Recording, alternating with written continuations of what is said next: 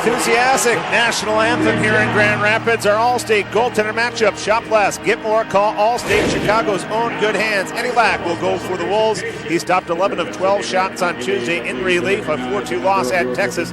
He played 35 minutes. And prior to that, his last start, a 29-save shutout. Thomas McCollum will get the call for Grand Rapids. It's his 12th straight start. 5 of those have been victories. At the Rookie of the Year, the MVP is also Corey Conacher, who took the Rookie in honor, and the Defenseman of the Year as well. 25 in a row will do that. Yeah, certainly will. Nice article in the Norfolk paper talking about some of the superstitions during that streak. Check that out online. As Bill Sweat will get it out to center. Big game against Oklahoma City, 2 goals in the Wolves' 3-0 win. That was the night Eddie Lack was perfect for his 4th shutout of the season. This line through this road trip has been very good. Dominant at times. Here we go. Pickpocket and Schroeder in on a breakaway. Almost deep shoots. He scores! 21 on the year for Jordan Schroeder. 11 more than last season. That's incredible. And what a great strip. Brendan Smith, a very talented defenseman. One day certainly will play in the National Hockey League, made a very big mistake, the Batman stick handle. And Jordan Schroeder says, I'll take that. Thank you for the pickpocket. Little backhander. And goes in, blue line in, through the legs. And a beauty it is. Great start for the Wolves. That is Brendan Smith, first round draft pick by Detroit in 2008, and former teammate with Mike Davies at the University of Wisconsin. Rodin coming up ice now. His shot kicked away by McCollum. I like that. Terry Taver's talking about what I was mentioning. If you listened in, he feels Rodin on his off wing is so much better because he sees the ice better and is able to release the puck quicker. Ashoff broke his stick. Over to the bench. Now a shot. Perry one-time scores. It got Lack and we're tied at 1 as Perry now has points in 10 straight games. This is a rocket. Lack having to go all the way from left to right, and Brad Hunt, the defenseman on that side, I'm not sure if he recognized where the player was in Perry. Puck on the opposite side, everybody's trying to sort it out. Hunt sees him, but he doesn't get across, and he loses actually sight, I think, of where the positioning was from Perry. As he looks to the middle, you see him moving more to the middle of the ice, thinking that's where the play was going, but Perry across, and the right-handed shot just let it rip. And again, as I mentioned, Lack from left to right, unable to get across and square up. It goes off him, but into the net. Saw that replay. Frankie Corrado and Brad Hunt talking to each other, pointing which way to go. Yep. But Brad Hunt normally plays the left side, Corrado the right side, and they got crisscross there. Exactly that. So Francis Perry ties the game with his 15th of the season, and now points in 10 straight games. 3 of them are goals. How about the Griffins? They're one of just 2 teams in the AHL that have 5 goal scorers who have 20 or more goals. They are led by a couple with 22, Tatar and Nyquist. Menard, Anderson each with 21, and Johnson with 20. And now getting within striking distance at 15 is Perry. Haydar picks up a loose puck. Late 4-on-4 play. Haydar will bring him across the line. Connauton a wrist shot. Rebound for Haydar. Steps and shoots. He scores! Darren Haydar has 21. Tied for second of the team with Schroeder, who already lit the lamp tonight for the Wolves. I was just pointing out at the other end of the ice how important it really is in 4-on-4 situations of not to lose sight of your man. And if you watch this play develop, Haydar's pass to Connauton is a beauty. It's a great one-time release. But the player that was with Haydar on the boards just lets him go. He makes the initial pass. Here it is. Chris Menard, little pressure from Exelby. Now Exelby loses sight of where Haydar is. And look at going to the net. Haydar beats Exelby there and just rips one rooftop glove hand side. So the initial hit on Haydar, but then Exelby doesn't stay with Haydar. So Haydar gets the goal against his former team. 4th point against the Griffins, but first goal this season. As it comes in on Lack, he will hold on. And that's the difference of 4-on-4 hockey and why it is so exciting, because it's much more difficult to cover. There's much more room that you have to be aware of. A 5-on-5, you know, you get caught a little bit. There's some picks and subtle things happen. You can always kind of squeeze off and get into place. But 4-on-4, sometimes you can be embarrassed. Haydar trying to stick handle in now. Winning the goal tonight. He's got 4 points in the last 4 games. Haydar. Deep for Reinprecht. Out in front for Connauton. His stick was tied up. Mancari comes across to hold the zone. Connauton pushing it to Reinprecht. He'll challenge. Rotating out of the corner with it is Sweat. Sweat off the boards. Nice play. And backing it in. Off the backboards. Reinprecht and the Wolves on the Galaxy home remodeling power play make it 3-1. I didn't see. Does this go off flash off in front of the net when it gets to Reinprecht? It doesn't matter. It's Reinprecht's 12th. It is a power play marker and a big goal with 3 minutes remaining in the second period. The Wolves work it on the perimeter. There is the bank from Sweat. The pass attempt, it's got to go off flash off. I think the stick of the goaltender McCollum made. Okay, let's see this angle here. This is a better angle. It should tell. It is. It's lash off skate initially, then maybe McCollum as he tried to get to the post. So this is a pass attempt from Reinprecht. Hit a lash off in the boot there, and then comes across, I think, in the left pad, maybe all the way underneath the right leg and into the net. So a broken record for the Griffins. It's been bounces like that have them outside the playoff picture. They lead the entire Western Conference in goal scoring, but they just give up way too many. They come in with 236 goals on the season.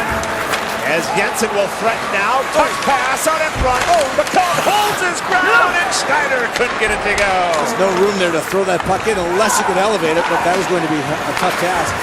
Now the other way, they score! Backhand by Aubrey, his 6th of the year. That's a bad goal at this time. You got a 3-1 lead, you just can't afford to have a breakdown. Too important here late in the second period. You score a power play marker, take some momentum, and then the next shift is so important. We talk about it every time. And Aubrey, the late man, will come in. Here is Janik, headmans the puck. Good coverage right here. Yeah, Radke comes in just a little deep, but nobody picks up the last guy. There's plenty of guys back, but nobody's, again, watching what's coming and trailing. They're all watching the puck carrier, as we'll see. And here's the backhand attempt. Ooh, that's redirected. Yeah, he gets a piece of that. Up over the shoulder in the glove of Lack, so Coatsy certainly touched that. Charlotte picks up just a point. They also clinch the division. The other 4 games that I'm watching, keeping abreast of, there's no goals yet in any of them.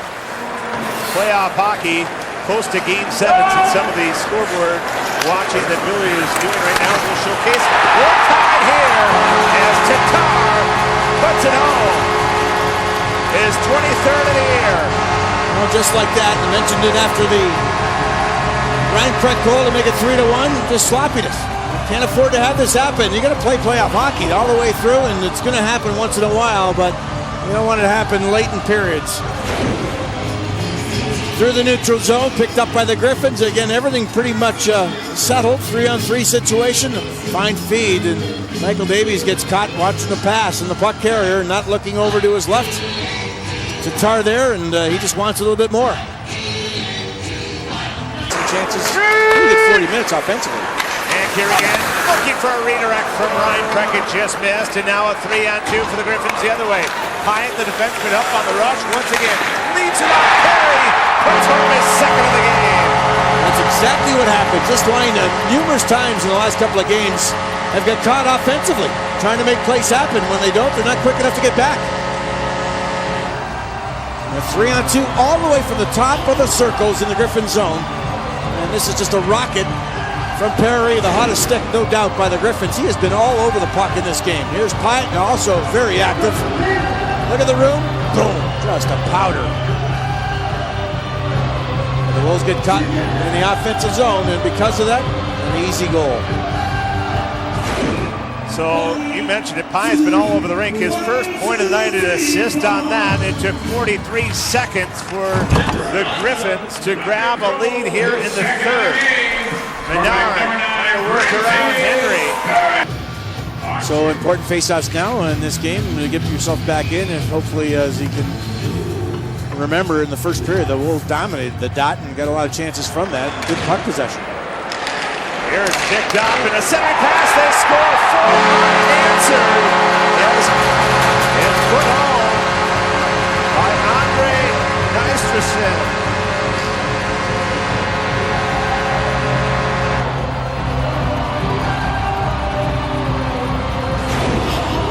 Just just talking about face-off wins. This one's somewhat even, but the Griffins are going to jump the gun and get a hold of it. Excellent backhand pass, good positioning, and boy, everybody's just watching. Got to put yourself in a better position there. Nestercell easily on the forehand, gets through a couple of guys and able to find the back of the net after the Thomas backhand feed. And that's just winning the face-off, putting yourself in better position. That's a few goals now that have been given up by the Wolves. It's all that. That's all it is. It's just discipline, being smart defensively, and there's a lot of bystanders watching. Hold on to the puck and not move it or stand with it. It's just so easy to defend. Quicker movement. Reinprecht moving in with the power play goal on the night. Spun up top for Connauton. Quickly over to Haydar. Haydar back to Reinprecht. He'll settle it back to Connauton. That's the blast. Redirect. He scores! Rodin! Back-to-back games he scored, and the Wolves back within one. They're 2 for 4. The Galaxy home remodeling power play. Well, very simple. Just talked about moving the puck. They got it back to the point. There was nobody around, so the shot did get through. And it starts with Reinprecht back to the point. Here's the quick release. Nice and low, and quite a redirect up and over McCollum. I'm not sure how he did not see this. He gets down low on the redirect and then somehow crawls up. It really goes off the top of his head, McCollum, and finds its way to the back of the net. So a big goal by the Wolves to reply and get within one on the power play. So the Galaxy home remodeling power play continues to produce here in the last 10 games. They now have 10 power play goals, and they're back within one. Took one shot of redirect. The gates have opened. They certainly have. Wolves trying to answer the 2 quick goals scored by the Griffins to start the third. They've cut in the deficit with the Rodin tally. Now Schneider comes away with the loose puck on a rebound. There's the first pro goal for Matson. They're tied at 5. Great hands. How about that quickness? And they're going to get the goal. Yeah, absolutely. At first, when the Wolves get this puck just inside the blue line, it becomes somewhat of a battle. And I wasn't sure if anybody was going to pick it up. It looked like they were all going to leave it. Schneider eventually, with his long reach, does get to it. Here is the battle. There's Matson. There's Schneider. Who wants it? Well, I'll take it eventually. And a nice strong move. A good save, through traffic, but the rebound goes right to Matson. Yeah, that quick hands. Forehand to backhand, able to corral the puck, keep it in possession, and just tap it home to tie the game at 5. Terrific effort. So Taylor Matson, who had 8 goals and 23 points with the University of Minnesota this season, gets his first pro goal in his 3rd game. He had an assist on Tuesday in Texas, and now a long shot out to Lack quickly. Nice. 5-5 as the barn burner hockey continues. The Griffins and Wolves get together. There are some indications that the Griffins will be moving to the Midwest Division next year. Haydar in front for the lead. It's still that's 2 quick misses we've had on the night. Perhaps we'll say because all the traffic on top of the netminder, that's why it was whistled dead. Here's one of those situations. Power play personnel stays out there. Schneider wins the face-off back to Connauton. He'll walk in, fakes, now a wrister, just missing the stick of Mancari out in front. They feed Haydar, has to settle down and bouncing puck, jams it back deep. Schneider controls from there. Working away from the pressure of the veteran defenseman Janik. Haydar on the backhand, holds his own, works away from Brunson, still has it, hands it off to Connauton. And pressure up top, now a rip shot, Mancari scores! Power play goal number 10 for Mark Mancari. The Galaxy home remodeling man advantage has 3 for the 2nd time this year. And believe it or not, it's 6-5 Chicago. And if you're the coach of the Grand Rapids Griffins, you got to shake your head on these situations. This is a shot that I'm saying initially, what are you doing? Yeah. And it goes right through McCollum. I mean, he's got to have that. But good, not even a screen. Now, good placement by Schneider in front of the net, but he's not screening. That puck is by him to the blocker's side and underneath the arm. Yeah, absolutely. And it was a little different look on the defensive side. I was quite surprised. 3 guys were high with the umbrella, only 1 man back. And that's why I thought with a couple of guys in front of that, just get it to the front with a little wrister through the traffic and let the guys battle. But ends up Mancari just overpowers McCollum. Terrible goaltending. The Barons play 3 games on the weekend. They're tied each with 75 points. So the Barons need a couple wins for Todd Nelson's team to clinch the number 1 seed. There's a good It break. comes out to center. Reinprecht with the goal of the night has an empty net across the line. Reinprecht settles. He scores! And the Wolves are now up by 2 with a chance to clinch the Midwest Division. Wow. What a face-off this ends up being, and I think it might be Baumgartner that gets the puck and rifles it off the glass in a funny or good carom off that glass past the defenseman to Reinprecht. Here is the battle at the dot. It goes well up in the air, and there's the hammer by Baumgartner off the partition. A couple of guys pinching, get caught. Logan Pyatt. Reinprecht, the centerman, able to go collect it and salt the game away. Hopefully, 48 seconds remaining. Who knows? Yeah, hopefully these two go back and forth. So now it's 4 unanswered by the Wolves, who just almost 3 minutes into the third period, we're down 5-3.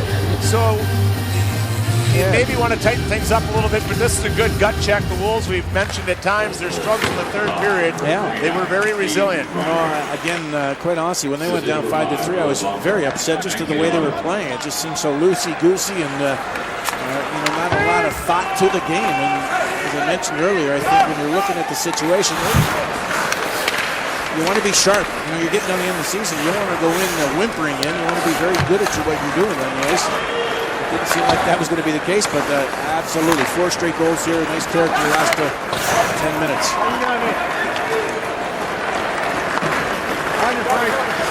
Carey will send it ahead for Tatar. Reinprecht from Baumgartner at 19-12. The empty net goal for Chicago. Baumgartner's first point of the night. And the Wolves, for the 6th time in franchise history, have won the division. They pick up the Midwest Division. Craig McTavish heading towards the locker room. First time in his coaching career, his team has won the division. Congratulations all around. Yeah, it doesn't have to be pretty, but on the road, the 21st victory is a good one. To wrap up first place and a seed, it'll be third. So the Wolves now will play definitely the 6th place team, and that could be a host of teams. We'll have to wait till Sunday night probably to find that out, but you'd like to be in this position. The Wolves now with that seed will be able to pick what they want to do in the first round of the playoffs.